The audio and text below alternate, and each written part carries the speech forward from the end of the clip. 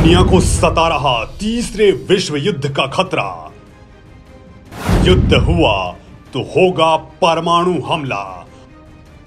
मोदी को भी सताया सबसे बड़ा डर। दोस्तों, यूक्रेन और रूस के बीच बन रहे जंग के हालात ने पूरी दुनिया को हिलाकर रख दिया है। दोस्तों, तीसरे विश्व युद्ध के बन रहे हालात ने यह सोचने पर मजबूर कर दिया है कि अगर ये जंग छिड़ी तो आखिर क्या होगा। ना जाने कितनी तबाही मचेगी या पूरी दुनिया ही खत्म हो जाएगी, क्योंकि ये होने वाला युद्ध कोई आम युद्ध नहीं होगा। ये होगा पूरा का पूरा परमाणु युद्ध है, जिसका मतलब है संपूर्ण विनाश, सब कुछ खत्म, मानवता का पूरा अंत। दोस्तों, आने वाली इस महाप्रलय ने पूरी दुनिया की नींद उड़ा रखी है। दुनिया की महाशक्तियां आपस में लड़ने पर उतारू हो चुकी हैं। कोई भी पीछे हटने को तैयार नहीं है। हर गुजरते समय के साथ ये डर सता रहा है कि कल का सूरज क्या दिखाने वाला है।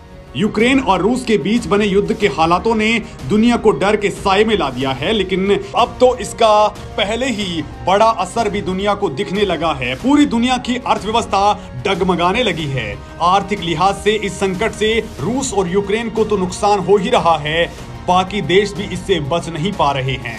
दुनिया भर के शेयर मार्केट धड़ाम हो चुके हैं और कच्चे तेल में उबाल आ चुका है। दोस्तों, भारत की अर्थव्यवस्था भी इस युद्ध की मार के असर से जूझने लगी है। यहाँ के शेयर मार्केट सहमे हुए हैं तो वहीं कच्चा तेल आसमान में चढ़ने लगा है। इस विवाद के कारण इंटरनेशनल मार्केट में क्रूड प्राइसेस $100 के करीब हो चुकी हैं। वहीं इसके आगे बढ़ने की उम्मीद भी जताई जा रही है। ऐसा करीब 8 साल पहले हुआ था। क्रूड ऑयल महंगा होने से आने वाले दिनों में भारत में भी पेट्रोल डीजल की कीमतें आसमान छूने लग जाएंगी। इसके साथ ही नेचुरल गैस की कीमतें भी बढ़ने वाली हैं। तो फिर दोस्तों, आखिर भारत पर और क्या बड़ा असर इसका हो सकता है, ये तमाम बातें जानना बेहद जरूरी है। यूक्रेन रूस विवाद का भारत पर क्या रहेगा असर? महाशक्तियों के विवाद में फंसेगा आम आदमी। भविष्य पर आया संकट, लेकिन वर्तमान भी पड़ रहा भारी। दोस्तों, दुनिया की महाशक्तियां भले ही अपनी ताकत दिखाने में पीछे नहीं हट रही हैं, लेकिन इन सब का आम आदमी पर असर साफ दिखने लगा है। रूस की ओर से पूर्वी यूक्रेन को अलग देश की मान्यता देने के बाद अमेरिका ने आर्थिक प्रतिबंध लगा दिए हैं। वहीं पहले से ही कोविड महामारी के कारण पूरी अर्थव्यवस्था खस्ता हाल है। अब इस जंग ने और ज्यादा हालात खराब कर दिए हैं। भारत भी जंग के इस संकट से अछूता नहीं है। इससे देश के आयात निर्यात पर तगड़ा असर पड़ा है। आर्थिक तौर पर भारत को कई चुनौतियों का सामना करना पड़ा है। रूस की वैश्विक तेल उत्पादन में 10% की हिस्सेदारी है। हालांकि दोस्तों, भारत के तेल आयात में रूस की हिस्सेदारी बहुत ही कम है या नगण्य जैसी है। रूस से होने वाली आपूर्ति भारत के लिए अधिक चिंता का विषय नहीं है, लेकिन कच्चे तेल की बढ़ती अंतर्राष्ट्रीय कीमतें भारत की मुश्किलें भी बढ़ा सकती हैं। जंग के खतरे से कच्चा तेल फिर से $100 के पार पहुंचने की कगार पर है। ऐसे में पेट्रोल डीजल की कीमतों में 15 से 20 रुपए प्रति लीटर की बढ़ोतरी हो सकती है। दोस्तों, कच्चे तेल में $1 प्रति बैरल की बढ़ोतरी होने पर पेट्रोल और डीजल की कीमतों में प्रति लीटर 50 से 60 पैसे तक का इजाफा होता है। महंगा कच्चा तेल भारत के आयात का बिल बढ़ा देगा, जिसके कारण विदेशी मुद्रा भंडार में कमी आएगी। इसके साथ ही युद्ध के कारण सबसे बड़ा खतरा नेचुरल गैस की सप्लाई पर पड़ सकता है। रूस प्राकृतिक गैस का करीब 1/3 उत्पादित करता है। यूरोपीय देशों को जाने वाली गैस पाइपलाइन यूक्रेन से होकर ही गुजरती है। युद्ध के कारण सबसे बड़ा खतरा नेचुरल गैस की सप्लाई चेन पर पड़ने वाला है। तो वहीं दोस्तों, रूस ने जर्मनी के लिए जो पाइपलाइन समंदर के जरिए बिछाई थी, वो नॉर्ड स्ट्रीम 2 जर्मनी ने अब अस्वीकार कर दी है और ये पूरा का पूरा प्रोजेक्ट ठप पड़ चुका है। दोस्तों, आपको बता दें कि दुनिया की कुल नेचुरल गैस उत्पादन में 17% की हिस्सेदारी अकेले रूस की है। वैश्विक स्तर पर गैस की कमी का असर अब साफ दिखने लगा है और आने वाले दिनों में एलपीजी और सीएनजी की कीमतों में बढ़ोतरी होना तय है। दोस्तों, भारत रूस से करीब 18 लाख टन कोयले का आयात करता है। इसके साथ ही भारत रूसी गैस कंपनी गैज़प्रोम से 25 लाख टन एलएनजी भी खरीदता है। वहीं रूस यूक्रेन में तनाव के चलते सोने चांदी में तेजी देखने को मिल रही है। सोना 51,000 रुपए प्रति 10 ग्राम और चांदी 65,000 रुपए प्रति किलो के करीब पहुंच चुकी है। एक्सपर्ट्स का दोस्तों कहना है कि सोने में अभी तेजी की पूरी संभावना है क्योंकि महंगाई कंट्रोल नहीं हो पा रही है। इंटरनेशनल मार्केट में सोना अगले 3-4 महीने में $2,000 के स्तर पर पहुंच सकता है। इससे हमारे यहां सोना 52,000 रुपए के पार हो सकता है। इसके साथ ही एल्यूमिनियम और तांबे की कीमतों में भी तगड़ा उछाल देखने को मिल सकता है। दुनिया के कुल एल्यूमिनियम उत्पादन में रूस का 6% हिस्सा है और तांबे में 3.5% की हिस्सेदारी है। दोस्तों, इस ताजा विवाद के चलते ये सप्लाई भी प्रभावित हो सकती है।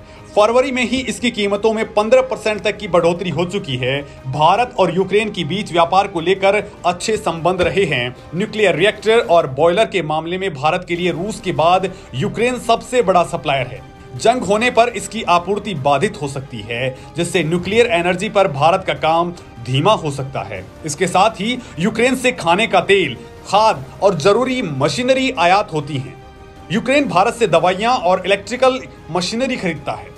इस विवाद के कारण निश्चित तौर पर आयात निर्यात पर बुरा असर पड़ने वाला है। इसके बीच यूक्रेन में काफी संख्या में मेडिकल की पढ़ाई कर रहे भारतीय विद्यार्थियों के लिए भी बड़ी मुश्किलें खड़ी हो गई हैं। जंग के हालात के चलते इन छात्रों को सुरक्षित लाने का काम शुरू हो चुका है। रूस की बढ़ेगी परेशानी, व्यापारिक तौर पर लगे प्रतिबंध। दोस्तों, अमेरिका ने जिन प्रतिबंधों का ऐलान किया है वो सीधे तौर पर रूस की कमर तोड़ने वाले हैं। फिलहाल ये प्रतिबंध उन 2 इलाकों पर लगाए गए हैं जिन्हें रूस ने अलग देश मान लिया है। दोस्तों, फिलहाल बाइडेन ने कहा है कि वो मॉस्को द्वारा डोनेस्क और लुहांस्क पीपुल्स लिबरेशन की मान्यता और डोनबास में शांति सेना की तैनाती के जवाब में रूस के खिलाफ आर्थिक प्रतिबंध लगा रहे हैं। इसके तहत उन 2 इलाकों में नए इन्वेस्टमेंट्स करने, इसके साथ ट्रेड या फाइनेंस से जुड़ा ताल्लुक रखने को प्रतिबंधित किया गया है। हालांकि दोस्तों, इन पाबंदियों से रूस पर बहुत बड़ा असर तो नहीं पड़ने वाला है, लेकिन रूस की अर्थव्यवस्था सुस्त पड़ चुकी है। अभी भी उनकी जीडीपी यूक्रेन की तुलना में 10 गुना ज्यादा बड़ी है। एक रिपोर्ट के मुताबिक 2014 में विवाद शुरू होने के बाद यूक्रेन को $280 बिलियन का नुकसान हो चुका है। इसका मतलब यह है दोस्तों कि रूस के साथ विवाद के कारण यूक्रेन की जीडीपी का साइज आधे से भी कम रह गया है। क्रीमिया को लेकर हुई जंग से यूक्रेन को करीब $58 बिलियन का नुकसान हुआ था। क्रीमिया और डोनबास जोन में यूक्रेन की काफी ज्यादा संपत्तियां बर्बाद हो चुकी हैं। वहीं रूस की बात करें तो रूस की अर्थव्यवस्था में तेल और गैस का सबसे बड़ा योगदान है। रूस के बजट में करीब 40% रेवेन्यू तेल और गैस से आता है। जब जब कच्चा तेल सस्ता होता है तो उसकी अर्थव्यवस्था में गिरावट आती है, वहीं महंगा तेल उसे उड़ान देता है। अभी मौजूदा हालात में अमेरिका और उसके सहयोगी देश अगर रूस पर प्रतिबंध लगाते ही जाते हैं तो रूस को अच्छा खासा नुकसान हो सकता है। इस संकट के चलते क्रूड ऑयल फिर से $100 के पार पहुंच जाएगा। अगर अमेरिका ने रूस के तेल और गैस को भी प्रतिबंध के दायरे में ला दिया तो रूस के लिए नए खरीदार तलाशना मुश्किल हो जाएगा। इसके लिए रूस के लिए मुश्किल आर्थिक हालात पैदा हो जाएंगे। अमेरिका के बाद जापान और ब्रिटेन ने भी रूस के ऊपर आर्थिक प्रतिबंध लगा दिए हैं। इससे रूस को आने वाले समय में बहुत बड़ी परेशानी हो सकती है। भारत को लेने होंगे अपने फैसले, एक पक्ष लेना पड़ सकता है भारी। दोस्तों, तनाव बढ़ जाने और व्यापक युद्ध की स्थिति बन जाने पर भारत को अपना स्टैंड लेना होगा। ऐसे में अमेरिका या रूस में से किसी एक भी पक्ष का लेना दूरगामी प्रभाव डाल सकता है। इस विवाद ने भारत के लिए कूटनीतिक परेशानियां खड़ी कर दी हैं। भारत लगातार कह रहा है कि इस मसले को बातचीत से सुलझाना चाहिए। मोदी सरकार ने कहा है कि पेट्रोलियम मार्केटिंग कंपनियां खुदरा मूल्यों के बारे में निर्णय करेंगी। वैश्विक स्तर पर तनाव से व्यापार पर असर नहीं पड़ा है, लेकिन सरकार स्थिति पर नजर बनाए हुए है। दोस्तों, भारत इस बात को लेकर बहुत ज्यादा सतर्क है कि निर्यातकों पर इसका असर नहीं पड़े। इंटरनेशनल स्तर पर हालात बेहद चिंताजनक हैं। यूक्रेन में विकसित हो रहे हालातों के लिए राजनीतिक समाधान को लेकर आवाजें उठाई गई हैं। तो वहीं दोस्तों, बाइडेन ने कहा है कि अमेरिका लगातार रूस और यूक्रेन के हालात का आकलन कर रहा है। अमेरिका भी युद्ध को टालने की कोशिश में है, लेकिन दोस्तों इस बीच वो यूक्रेन को हथियारों की सप्लाई जारी रखे हुए है। उन्होंने कहा है कि इस मामले पर नेटो के साथ मिलकर काम करने का निर्णय लिया गया है।